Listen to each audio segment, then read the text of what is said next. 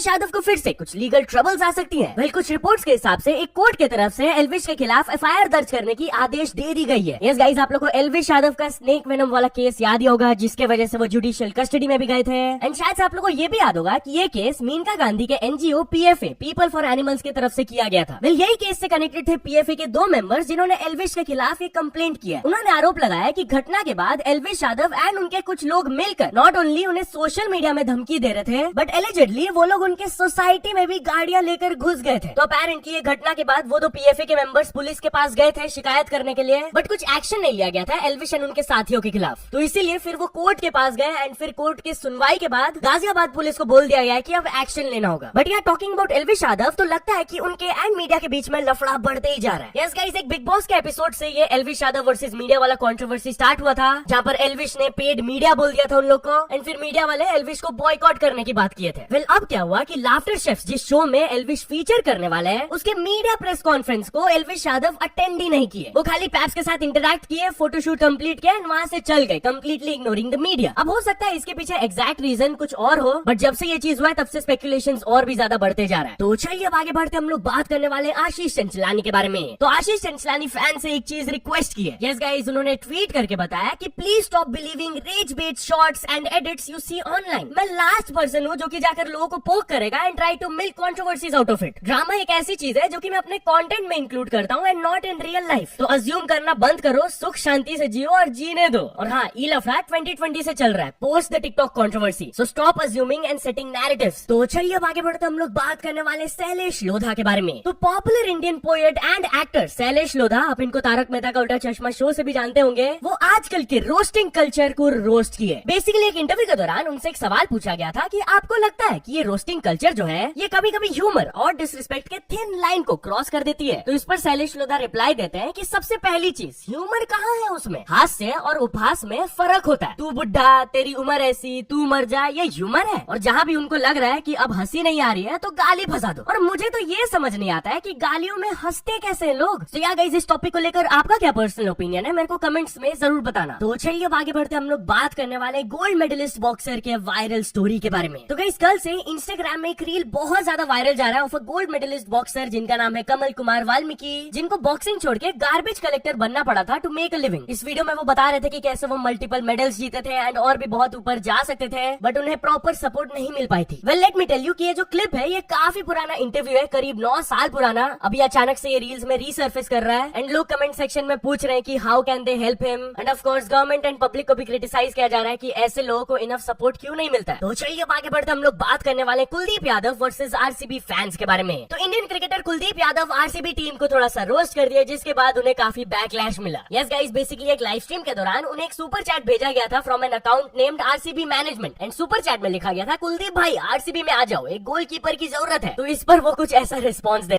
एक गोलकीपर की जरूरत है। तुम्हें गोलकीपर की जरूरत नहीं, तुम्हें ट्रॉफी की जरूरत है भाई। गोलकीपर क्या करोगे?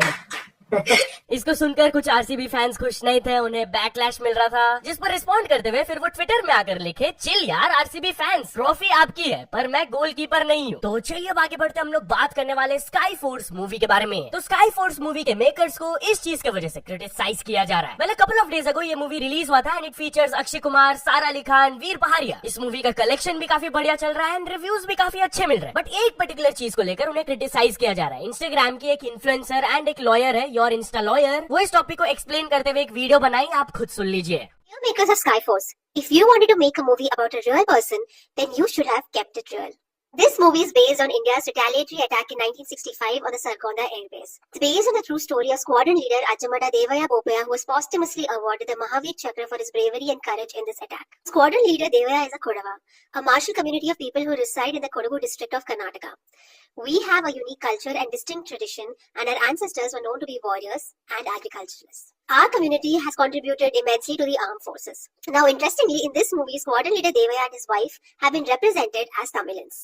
When you're making a movie about a real person, show respect to his roots and his culture and his family. Just because we're a minority of people that not many know about, you cannot change the entire lineage of a real person. You can have all the creative freedom in the world, but if you are marketing your movie and glorifying it as a story of a real person, then you should have kept it real. तो चलिए अब आगे बढ़ते हम लोग बात करने वाले एक फादर एंड सन के मोस्ट होलसम वायरल स्टोरी के बारे में। तो गाइस कल से ये वाला पोस्ट काफी ज्यादा वायरल जा रहा है, जहाँ पर आप लोग देख सकते हो कि एक पर्सन अपने पेरेंट्स को आईटीसी न्यू दिल्ली लेकर गए थे, बट इसके पीछे एक बहुत ही होलसम स्टोरी है। वो कैप्शन में बताया, my father was a watchman at the ITC New Delhi from 1995 to 2000 और आज मुझे ये अपॉर्चुनिटी मिला to take him to the same place for dinner. तो वही कमेंट सेक्शन में सब लोग लिख रहे हैं व्हाट अ लवली स्टोरी। भाई मैं तुम्हें जानता नहीं, बट ये पढ़कर मुझे बहुत अच्छा लगा और तुमने मेरा दिन बना दिया। आनंद महिंद्रा भी लिखे, despite all the chaos that abounds in the world today, life still is beautiful and here's the evidence of that. और मोहक मंगल भी ये रेड हार्ट इमोजीज डाले। तो चलिए अब आगे बढ़ते हम लोग बात करने वाले एक अनएक्सपेक्टेड एफआईआर के बारे में। तो गाइस इंदौर में एक पर्सन के खिलाफ एफआईआर रजिस्टर कर दिया गया for giving money to a beggar. Yes guys, earlier Indore city में अनाउंस कर दिया गया था कि आप कोई भी बेगर को पैसे नहीं दे सकते हो, एंड अगर तो देते हो तो आपके खिलाफ एक्शन लिया जाएगा एंड एफआईआर भी रजिस्टर हो सकता है। एग्जैक्टली ऐसा ही कुछ यहाँ पर हो गया। एंड उस पर्सन को कितना पनिशमेंट मिल सकता है? Well the guilty can be punished with imprisonment up to 1 year और a fine of up to 5,000 rupees और both. And not only this, वहाँ के एडमिनिस्ट्रेशन ने एक रिवॉर्ड भी अनाउंस किया ऑफ 1,000 रुपीज उन लोगों के लिए जो कि टिप ऑफ देते हैं अबाउट बेगिंग। तो चलिए अब आगे बढ़ते हम लोग बात करने वाले हैं दिल्ली मेट्रो से रिलेटेड कुछ इंटरेस्टिंग फैक्ट्स के बारे में। तो गाइस दिल्ली मेट्रो के पैसेंजर्स ईयर 2024 में क्या क्या सामान को छोड़ दिया गलती से, इससे रिलेटेड एक इंटरेस्टिंग रिपोर्ट आया। Well apparently 89 laptops, 193 mobiles, 40 lakh rupees in cash, jewellery and in fact 9 मंगल सूत्र को भी रिकवर किया गया था। एंड ये सारे चीजों को सीआईएसएफ पर्सनल की तरफ से राइटफुल ओनर को वापस भी कर दिया गया था। एनीवेज चलिए आप कुछ इंटरनेशनल स्टोरीज के बारे में बात करते हैं। तो फर्स्ट ऑफ ऑल हम लोग बात करने वाले स्पीड के बारे में। तो स्पीड के fans have gone too far. Well guys currently speed गए हुए चिले एंड वहां से वो स्ट्रीम्स कर रहे हैं, बट गेस व्हाट, जब वो एक बस में ट्रैवल कर रहे थे तो कुछ क्रेजी फैंस उनका पीछा करके उनके गाड़ी के अराउंड फायरवर्क्स फेंकने लगे यार, लिटरली। आप ये क्लिप में देख लो।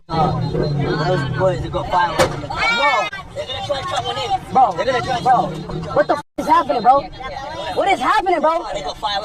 Bro, what the f is happening? Bro, yo, we gotta go.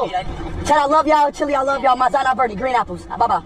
And या टॉकिंग अबाउट स्पीड, तो चिलियन गवर्नमेंट स्पीड के एक इंसिडेंट को यूज करते हुए अवेयरनेस फैलाए। हुआ क्या था कि जब वो गाड़ी में ट्रैवल कर रहे थे तब पीछे एक फैन बाईसाइकिल में उनका पीछा कर रहे थे, एंड जैसे ही वो फैन का ध्यान इधर उधर हुआ था, ही क्रैश्ड, वो लिटरली गिर गया। तो यही इंसिडेंट को शेयर किया गया था by Chilean government page, and वो अवेयरनेस फैलाते हुए बोल रहे थे कि भाई जब आप रोड में चल रहे होते हो तो ध्यान दिया करो, वरना ट्रैफिक डिजास्टर्स हो सकता है, and specially between the ages of 15 to 29 बहुत ज्यादा बढ़ रहा है। सो यहाँ तो चल दोस्तों आज के वीडियो के लिए बस इतना ही। अगर आपको ये वीडियो थोड़ा सा भी पसंद आया हो तो लाइक कर देना।